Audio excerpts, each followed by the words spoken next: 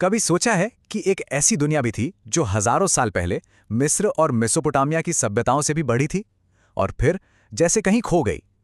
चलिए आज हम समय में पीछे चलते हैं और उसी खोई हुई दुनिया सिंधु घाटी सभ्यता के रहस्यों से पर्दा उठाते हैं। तो सबसे पहले जरा इसके साइज को समझिए। ये कोई छोटा मोटा इलाका नहीं था। सच तो यह है कि अगर आप प्राचीन मिस्र और मेसोपोटामिया दोनों को मिला भी दें तो भी ये सभ्यता उनसे ज्यादा बड़े एरिया में फैली हुई थी। ये दुनिया की सबसे पहली और सबसे बड़ी शहरी बसावटों में से एक थी, जो आज के पाकिस्तान से लेकर उत्तर पश्चिमी भारत तक फैली थी। लेकिन सबसे बड़ा सवाल तो ये है कि इतनी विशाल और इतनी एडवांस सभ्यता आखिर 3,500 साल तक दुनिया की नजरों से गायब कैसे रही। ये सच में एक भूली हुई दुनिया थी जिसे 20वीं सदी में जाकर दोबारा खोजा गया। देखिए, ये सभ्यता करीब 2500 ईसा पूर्व के आसपास अपने पीक पर थी, फल फूल रही थी। फिर हजारों साल तक ये जमीन के नीचे दबी रही, जब तक कि 1921 में हड़प्पा और फिर ठीक अगले साल 1922 में मोहनजोदड़ो की खुदाई नहीं हुई। और बस इन दो खोजों ने इस गुमनाम दुनिया के दरवाजे हमेशा के लिए खोल दिए। और जब ये दरवाजे खुले ना, तो जो दुनिया ने देखा वो वाकई हैरान करने वाला था। चलिए अब बात करते हैं इस सभ्यता की सबसे बड़ी, सबसे शानदार उपलब्धि की, उनके शहर, जो शहरी प्लानिंग का एक जीता जागता सबूत थे। मोहनजोदड़ो जैसे शहरों को देखिए। इनकी बनावट कमाल की थी, एकदम प्लान्ड। जैसा कि यहां दिख रहा है, शहर को साफ तौर पर दो हिस्सों में बांटा गया था।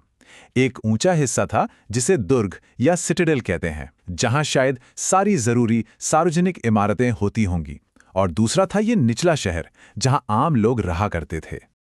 इसी ऊंचे हिस्से में विशाल स्नानागार जैसी कमाल की चीजें मिली हैं।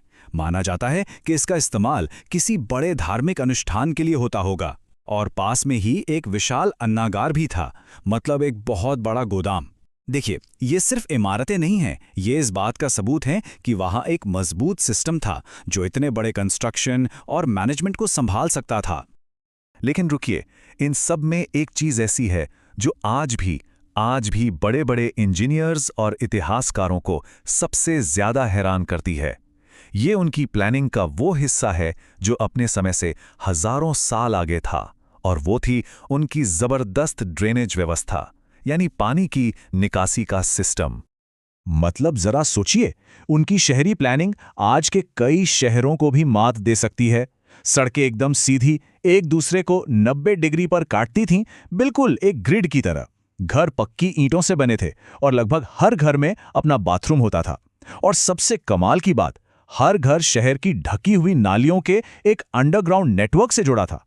ये उस जमाने के लिए इंजीनियरिंग का एक सच्चा चमत्कार था, इसमें कोई शक नहीं।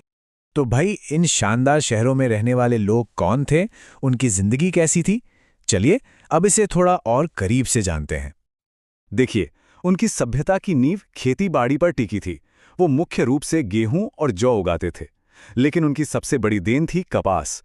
माना जाता है कि वो दुनिया में सबसे पहले कपास उगाने वाले लोगों में से थे, और ये एक ऐसी चीज थी जिसने आगे चलकर दुनिया का इतिहास ही बदल दिया। कालीबंधन जैसी जगहों पर हमें जुते हुए खेत के निशान भी मिले हैं, जो उनकी एडवांस्ड फार्मिंग टेक्निक्स का पक्का सबूत हैं। लेकिन वो सिर्फ किसान नहीं थे, बल्कि कमाल के कारीगर भी थे। खुदाई में जो ये खूबसूरत गहने और मूर्तियां मिली है ना, जरा इनकी कारीगरी तो देखिए। इनकी खूबसूरती, ऐसा लगता है मानो हम हजारों साल पुराने फैशन और कला को अपनी आंखों से देख रहे हैं। और मजे की बात यह है कि ये कारीगर जो सामान इस्तेमाल करते थे ना, वो सिर्फ आसपास का नहीं था।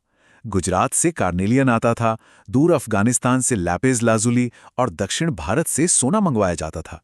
ये लिस्ट ही अपने आप में एक बहुत बड़े ट्रेड नेटवर्क की कहानी कहती है। और ये नेटवर्क सिर्फ भारत तक ही नहीं रुका था। सिंधु घाटी के लोग अपने समय के सबसे बड़े इंटरनेशनल ट्रेडर्स में से थे। उनके व्यापार के रास्ते जमीन और समंदर से होते हुए हजारों किलोमीटर दूर मेसोपोटामिया तक फैले हुए थे। अच्छा, तो हमने उनके शहर देख लिए, उनकी जिंदगी को समझ लिया, लेकिन उनकी सोच, उनके विश्वास और उनका सबसे बड़ा रहस्य क्या है? चलिए अब इस पहेली के सबसे उलझे हुए हिस्से को सुलझाने की कोशिश करते हैं। खुदाई से जो चीजें मिली हैं, उनसे हमें उनके धर्म के बारे में कुछ कुछ अंदाजा लगता है। मातृदेवी की बहुत सी मूर्तियां मिली हैं, जिससे लगता है कि शायद वो किसी देवी की पूजा करते थे। इसी तरह एक मोहर पर योग की मुद्रा में बैठे एक देवता की तस्वीर है, जिनके चारों ओर जानवर बने हुए हैं। कई इतिहासकार इसे पशुपति या भगवान शिव का शुरुआती रूप मानते हैं। पर क्या हम सच में कह सकते हैं कि वो यही मानते थे? असल में ये सब सिर्फ अंदाजे हैं। हम उनके दिमाग में झांक नहीं सकते, और इसकी एक बहुत बहुत बड़ी वजह है जो हमारे रास्ते में खड़ी है। और वो वजह है उनकी लिखाई, उनकी लिपि। जी हां, सिंधु घाटी के लोगों ने लिखना सीख लिया था। उनके लिखे हुए निशान हमें हजारों मोहरों पर मिलते हैं, लेकिन आज तक कोई भी इस रहस्यमयी लिपि को पढ़ नहीं पाया है। उनकी आवाज, उनके शब्द हमेशा के लिए खामोश हो चुके हैं। तो ये जो लिपि है ये पिक्टोग्राफिक है, मतलब इसमें चित्रों और सिंबल्स का इस्तेमाल होता था। इसके कुछ मुख्य चिन्ह हैं और इसे दाएं से बाएं लिखा जाता था। लेकिन सबसे बड़ी बात, इसे आज तक कोई डीकोड नहीं कर पाया है। और जब तक ये लिपि पढ़ी नहीं जाती, इस सभ्यता का एक बहुत बड़ा हिस्सा हमेशा एक रहस्य ही बना रहेगा। और अब हम पहुंचते हैं उस आखिरी और शायद सबसे बड़े सवाल पर। इतनी एडवांस्ड और इतनी बड़ी सभ्यता खत्म कैसे हो गई? देखिए, इसके खत्म होने को लेकर कई थ्योरीज हैं। कुछ लोग मानते हैं कि मौसम बदल गया, शायद मानसून ने अपना रुख बदल लिया, या कोई भयंकर बाढ़ आई होगी।